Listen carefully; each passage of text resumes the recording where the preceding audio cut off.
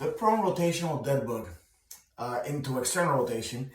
Basically, as all dead bugs, my base is my whole body. I'm flat on the ground. Well, yeah, all dead bugs actually. And then I'm gonna be doing internal external rotation on my shoulders as I move through my hips, which is the main part of the movement.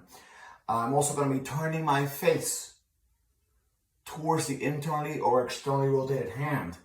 That's the movement.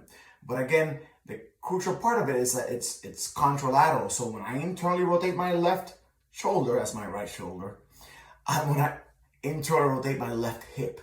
Okay? So I start with my knees together, facing down. So my knees are together, therefore I have a bigger internal rotation range of motion.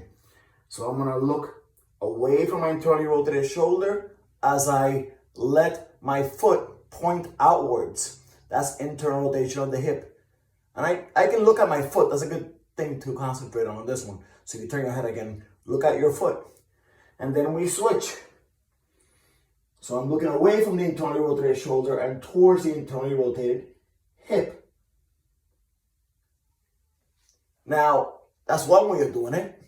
The other way of doing it, this is kind of like a walking pattern. My shoulders behind me as my hip goes forward, right? My opposite side hip goes forward. Now, the other way to do it is looking away from it. Looking away from the internally rotated hip. This is more of a throwing pattern. I'm looking towards the internally rotated shoulder,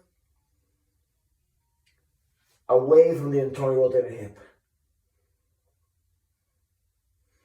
You can get a lot more range of motion on that one than with the supine, facing up version of the rotational dead bug.